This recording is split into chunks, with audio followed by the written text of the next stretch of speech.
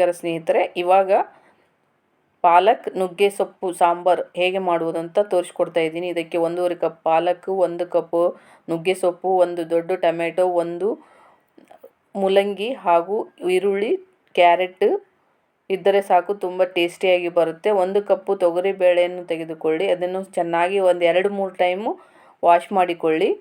ಇದನ್ನು ವಾಶ್ ಮಾಡಿಟ್ಟು ಆಮೇಲೆ ಇದಕ್ಕೆ 1.5 ಕಪ್ ತೊಳೆದು ಕ್ಲೀನ್ ಮಾಡಿ ಕಟ್ ಮಾಡಿಟ್ಟುಕೊಂಡ ಪಾಲಕ್ ಸೊಪ್ಪನ್ನು ಕೂಡ ಹಾಕಿ. ದೊಡ್ಡ ಕಪ್ ಅಂದರೆ 1 ಕಪ್ಪು, ಇಲ್ಲಾಂದರೆ ಚಿಕ್ಕ ಕಪ್ ಅಂದರೆ 1.5 ಗ್ಲಾಸು ಪಾಲಕ್ ಹಾಕಿ.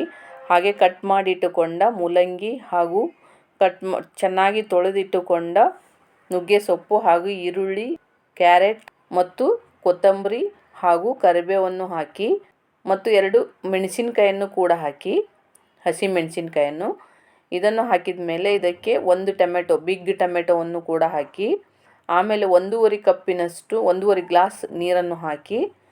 ಅಂದರೆ ಜಾಸ್ತಿ ಕ್ವಾಂಟಿಟಿ ಇರುತ್ತೆ, ಅದಕ್ಕೆ 1.5 ಗ್ಲಾಸ್ ನೀರು, ಕುಡಿಯೋ ಗ್ಲಾಸಲ್ಲಿ 1.5 ಗ್ಲಾಸ್ ನೀರು ಹಾಕಿ. ಸ್ವಲ್ಪ ಕಾಲು ಟೇಬಲ್ ಸ್ಪೂನಿನಷ್ಟು ಅರಿಶಿಣ ಪುಡಿಯನ್ನು ಹಾಕಿ ಕುಕ್ಕರ್ ಮುಚ್ಚಳವನ್ನು ಮುಚ್ಚಬೇಕು.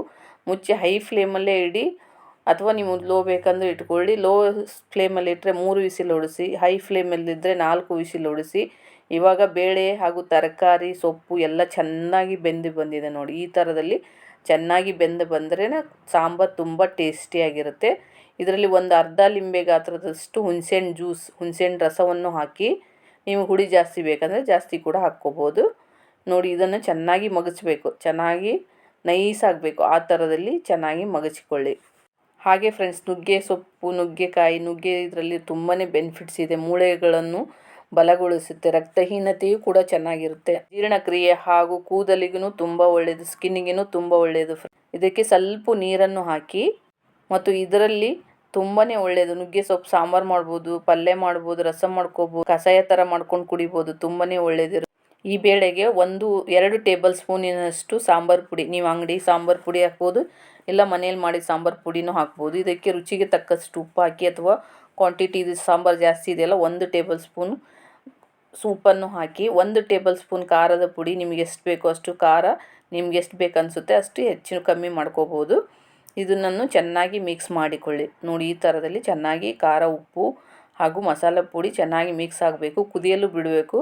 ಇದಕ್ಕೆ ಸ್ವಲ್ಪ ನಿಮಗೆ ಬೇಕನ್ನಿಸಿದರೆ, ಸ್ವೀಟ್ ಬೇಕನ್ನಿಸಿದರೆ ಸ್ವಲ್ಪ ಬೆಲ್ಲ ಹಾಕಿಕೊಳ್ಳಿ, ಸ್ವಲ್ಪ ಹಾಕಿ, ಅಥವಾ ಸ್ಕಿಪ್ ಕೂಡ ಮಾಡ್ಕೋಬೋದು.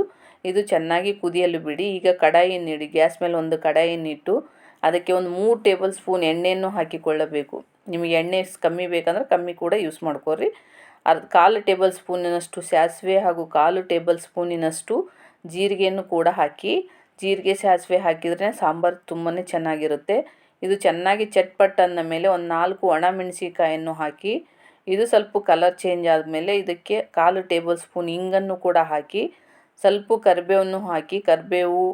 ಹಿಂಗೆ ಹಾಕಿದರೆ ಸ್ಮೆಲ್ಲೇ ತುಂಬ ಚೆನ್ನಾಗಿ ಬರುತ್ತೆ ಫ್ರೆಂಡ್ಸ್. ಈ ಥರದಲ್ಲಿ ಚೆನ್ನಾಗಿ ಇದು ಫ್ರೈ ಆಗಬೇಕು ನೋಡಿ. ಈ ಥರದಲ್ಲಿ ಗೋಲ್ಡನ್ ಬ್ರೌನ್ ಬರಬೇಕು, ಜಾಸ್ತಿ ಹೊತ್ಸಕ್ಕೆ ಹೋಗಬೇಡಿ. ಇವಾಗ ನಾವು ಎಲ್ಲ ಚೆನ್ನಾಗಿ ಫ್ರೈ ಆದಮೇಲೆ ಬೇಳೆಯನ್ನು ಹಾಕಬೇಕು. ಕುದೀತಿರ್ತಲ್ಲ ಆ ಬೇಳೆಯನ್ನು ಇದಕ್ಕೆ ಹಾಕಿ. ಆಮೇಲೆ ಇದಕ್ಕೆ ಸ್ವಲ್ಪ ನೀರನ್ನು ಹಾಕಿ, 1 ಗ್ಲಾಸಿನಷ್ಟು, ಅರ್ಧ ಗ್ಲಾಸಿನಷ್ಟು ನೀರು ಹಾಕಬೇಕು. ಯಾಕಂದರೆ ಜಾಸ್ತಿ ಗಟ್ಟಿಯಾದ್ರೂ ಚೆನ್ನಾಗಿರಲ್ಲ ಸಾಂಬಾರು. ಮೀಡಿಯಮ್ ಆಗಿರಬೇಕು ಥಿಕ್ನೆಸ್, ಅಂದ್ರೇ ಸಾಂಬಾರು ತುಂಬಾ ಟೇಸ್ಟಿಯಾಗಿರುತ್ತೆ. ಸಾಂಬಾರು ಚೆನ್ನಾಗಿ ಕುದಿಯಲು ಬಿಡಿ. ಎಷ್ಟು ಚೆನ್ನಾಗಿ ಕುದಿಯುತ್ತೋ ಅಷ್ಟು ಚೆನ್ನಾಗಿ ಸಾಂಬಾರು ಟೇಸ್ಟಿಯಾಗಿ ಬರುತ್ತೆ. ಕೊತ್ತಂಬರಿ ಸೊಪ್ಪು ಜಾಸ್ತಿನ ಹಾಕಿಕೊಳ್ಳಿ. ಸಣ್ಣಗೆ ತೊಳೆದು ಕಟ್ ಮಾಡಿಟ್ಟ ಕೊತ್ತಂಬರಿ ಸೊಪ್ಪನ್ನು ಹಾಕಿ ಚೆನ್ನಾಗಿ ಕುದಿಯಲು ಬಿಡಿ. ಮಿಕ್ಸ್ ಮಾಡಿ ಚೆನ್ನಾಗಿ 2-3 ನಿಮಿಷ ಆದರೂ ಸಾಂಬಾರು ಚೆನ್ನಾಗಿ ಕುದಿಬೇಕು, ಅಂದ್ರೇ ಟೇಸ್ಟಾಗಿ ಬರುತ್ತೆ. ಸ್ವಲ್ಪ ವಾರದಾಗ 1-2 ಸರಿ ತಿನ್ನಿ ಸಾಕು, ತುಂಬಾ ಚೆನ್ನಾಗಿರುತ್ತೆ. ಹಾಗೆ ಪಾಲಕ್ ಸೊಪ್ಪು, ಅದು ತುಂಬಾ ಟೇಸ್ಟಿಯಾಗಿರುತ್ತೆ ಫ್ರೆಂಡ್ಸ್.